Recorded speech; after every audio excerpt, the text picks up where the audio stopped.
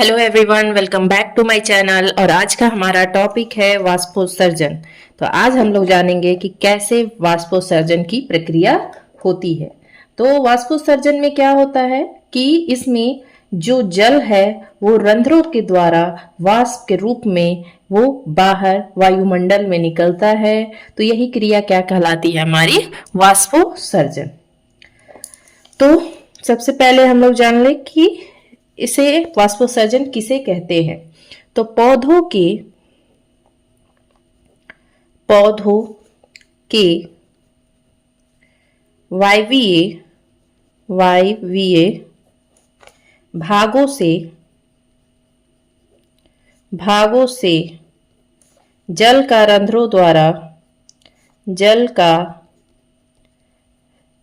रंध्रों द्वारा वाष्प के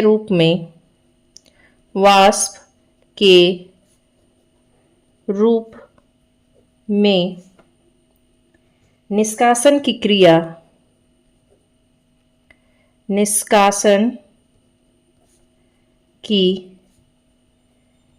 क्रिया वाष्पोत्सर्जन कहलाती है। वाष्पोत्सर्जन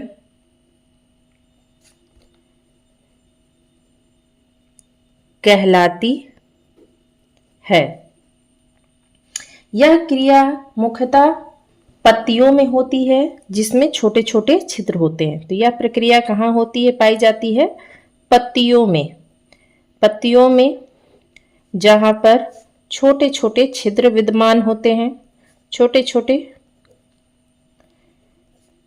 छिद्र विद्यमान होते हैं जिनको क्या कहते हैं? रंध्र। जिन्हें क्या कहा जाता है? रंध्र या स्टोमाटा।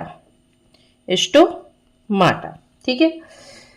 वाष्पोत्सर्जन एक शारीरिक क्रिया है एवं अलग अलग पौधों में इस क्रिया से जो जल निकलता है उनकी मात्रा में बहुत ही भिन्नता होती है। जैसे मान लीजिए कि एक मकई का पौधा है। मकई का पौधा है, ठीक है। तो उसमें जो प्रतिदिन जल निकलता है हो सकता है कि वो 3 से 4 लीटर जल निकलता है। जबकि जब हम लोग देखेंगे कि सेब का मान लीजिए पौधा है, सेब का पौधा, तो सेब के पौधे में 10 से 20 लीटर जल निकलता है। 10 से 20 लीटर जल प्रतिदिन निकलता है, ठीक है। तो इससे ये पता चलता है कि जो वाष्पोत्सर्जन की प्रक्रिया है अलग अलग पौधों में अलग अलग उनमें कुछ भिन्नता पाई जाती है कि उनमें जल की जितनी मात्रा निकलती है वो कितनी रहती है। मान लीजिए मकई का पौधा है तो उसमें 3 से 4 लीटर प्रतिदिन निकलता है, तो वहीं सेब का पौधा है तो 10 से 20 लीटर निकलता है। इससे भी बड़ा कोई पौधा होगा तो उसमें और भी ज्यादा जल की मात्रा निकलेगी, ठीक है।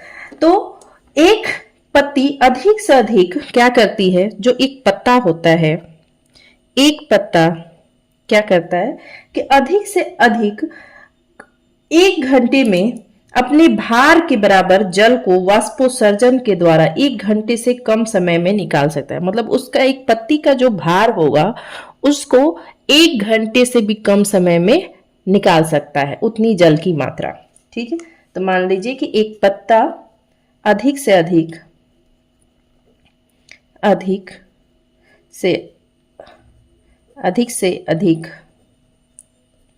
अपने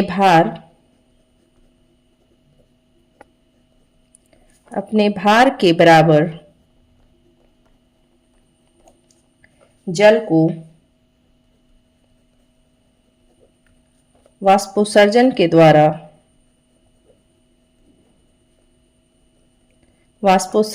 द्वारा 1 घंटे के से भी कम समय में 1 घंटे से भी कम समय में निकाल सकता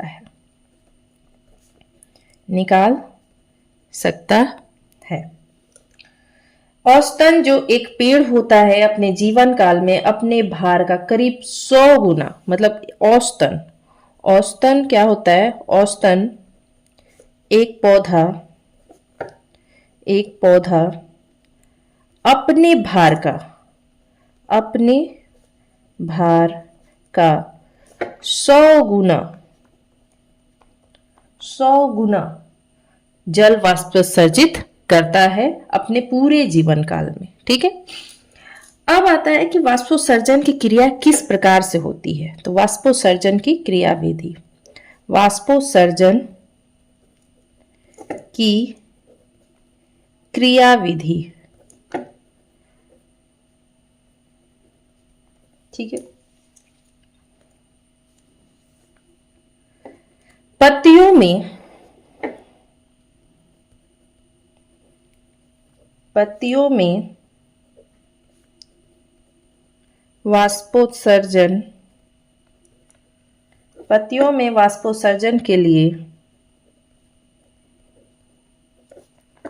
परासरणी प्रवणता, परासरणी प्रवणता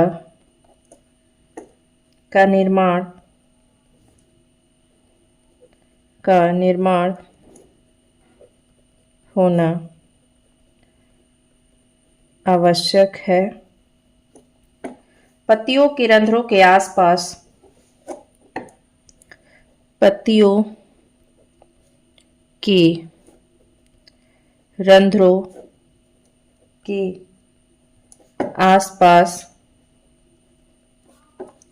स्थित कोशिकाओं, स्थित कोशिकाओं में सबसे कम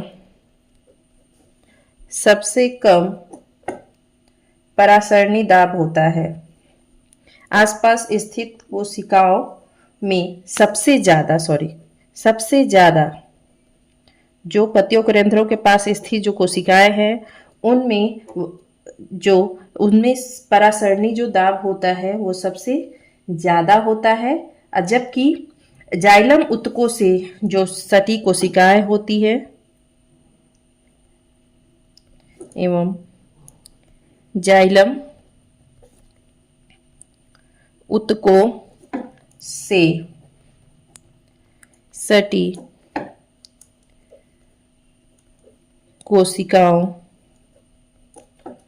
में सबसे कम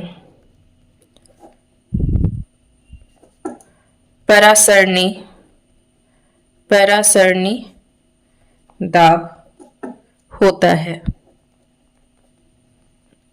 ठीक है, परिणाम स्वरूप क्या होता है कि रंध्रों से पत्ती के जाइलम तक जल स्तंभ का निर्माण हो जाता है। इससे क्या होता है कि रंध्रों से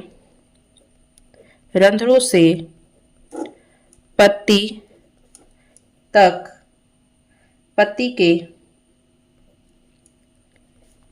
जाइलम तक जल स्तंभ का निर्माण हो जाता है।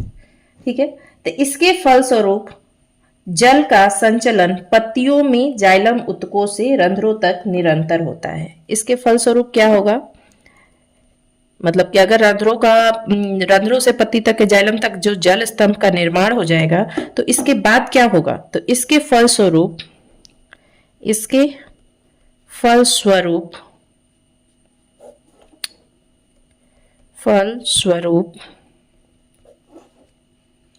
पत्तियों में जल का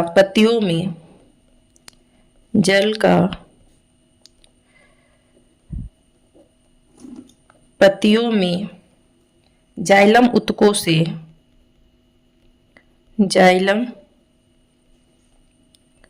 उत्तकों से रंध्रों तक जल का जो संचलन है जल का जो संचलन है, मतलब जल जो जा रहा है पत्तियों में, तो पत्तियों में जाइलम ऊतकों से रंध्रों तक निरंतर होता रहेगा, निरंतर होता रहता है। ठीक है। वाष्पोत्सर्जन की क्रिया जब तक चलती रहती है, यह जल स्तंभ क्या रहता है, बना रहता है। जब तक वाष्पोत्सर्जन की क्रिया होगी तब तक ये जल स्तंभ जो है वो हमेशा बना रहेगा। अब वाष्पोत्सर्जन का क्या महत्व है, हम लोग क्यों वाष्पोत्सर्जन की क्रिया करते हैं, इसके बारे में। वाष्पोत्सर्जन का महत्व, तो पौधे के मूल से चोटी तक लगातार जल की धारा वाष्पोत्सर्जन के द्वारा ही प्रवाहित होती है। ये इसमें क्या रहता है कि यह खनिज और शोषण अब परिवहन में भी सहायता करते हैं। इसके अलावा ये पौधों में तापक्रम संतुलन बनाए रखते हैं। मतलब पहला है कि ये पौधे के मूल से चोटी तक लगातार जल की धारा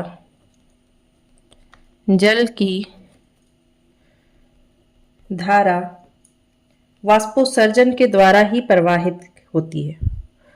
वाष्पोत्सर्जन के द्वारा ही प्रवाहित होती है। ठीक है। खनिज का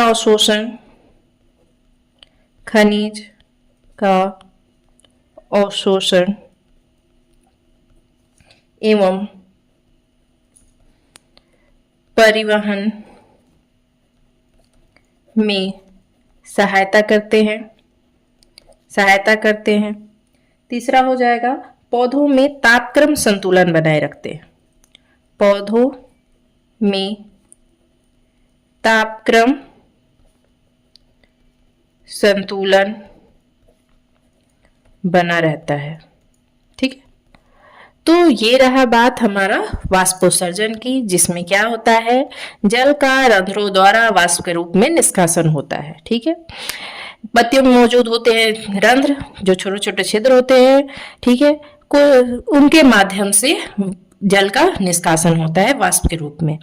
कुछ कुछ पौधे में क्या होता है कि जो विभिन्न पौधे हैं उनमें विभिन्न मात्रा में जल का निष्कासन होता है। जैसे कि अगर मकई का पौधा ले ले तो उसमें सिर्फ और सिर्फ 304 लीटर ही निकलता है एक दिन में, और सेब का अगर पौधा ले तो वहां पर 10 से 20 लीटर एक दिन में प्रतिदिन उन जल का निष्कासन होता है वाष्प के रूप में। एक पत्ता क्या करता है, अधिक से अधिक अपने भार के बराबर जल को वाष्पोत्सर्जन के द्वारा 1 घंटे से भी कम समय में निकाल सकता है। औसतन एक पौधा होता है अपने पूरे जीवन काल में अपने भार का सिर्फ 100 गुना जो जल है वो वाष्पोत्सर्जित करता है। अब इनकी क्रियाविधि के बारे में, तो पत्तियों में वाष्पोत्सर्जन के लिए परासरणी प्रवणता का निर्माण होना आवश्यक है। अगर जो पत्ती है रंध्रों के आसपास स्थित जो भी कोशिकाएं हैं उनमें सबसे ज्यादा परासरणी दाब होता है, जबकि जाइलम ऊतकों से सटी कोशिकाओं में सबसे कम होता है। इसी तरह से वो क्या होता है कि रंध्रों से पत्ती के जाइलम तक एक जल स्तंभ का निर्माण हो जाता है। इसके फलस्वरूप जल का जो संचलन होता है वो पत्तियों में जाइलम ऊतकों से रंध्रों तक निरंतर होता रहता है। इनका क्या महत्व है कि ये क्या करते हैं, जो जल स्तंभ रहता है पौधे के मूल से चोटी तक लगातार जल की धारा वाष्पोत्सर्जन के द्वारा प्रवाहित होती है, क्योंकि वहां पर क्या है कि जल स्तंभ का निर्माण हो जा रहा है, तो वहां पर पानी की कभी कमी रहती ही नहीं है, तो बराबर वाष्पोत्सर्जन के द्वारा वो प्रवाहित होते रहते हैं। फिर इन्हीं के साथ साथ वाष्पोत्सर्जन की क्रिया जो हो रही है उन्हीं के साथ साथ खनिज का अवशोषण एवं परिवहन में वो सहायता करते हैं। इससे क्या होता है कि पौधों का तापक्रम संतुलन भी बना रहता है। तो ये रही बात हमारी वाष्पोत्सर्जन की। ये आई होप आपको ये वीडियो अच्छा लगा हो। अगर आपको वीडियो अच्छा लगे तो मेक श्योर आप इस वीडियो को लाइक करें, चैनल को सब्सक्राइब करें और ज्यादा से ज्यादा लोगों तक शेयर करें। धन्यवाद।